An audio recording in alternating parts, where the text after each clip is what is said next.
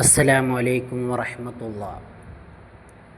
എന്നും പാവപ്പെട്ട ജനങ്ങളോടുകൂടെ നിൽക്കാനാണ് വിശുദ്ധ ഇസ്ലാം കൽപ്പിക്കുന്നത്.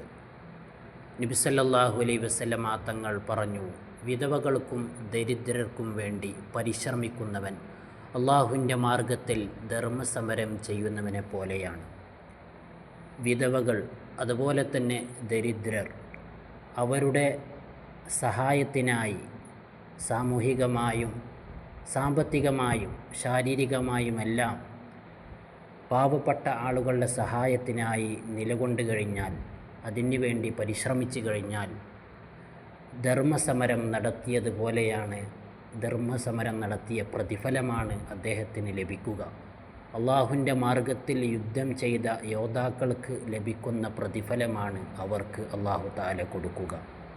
അത്രമേൽ പവിത്രത നിറഞ്ഞതാണ് പാവപ്പെട്ട ആളുകളുടെ അത്താണിയാവുക എന്നുള്ളത്. അസ്സലാമു അലൈക്കും.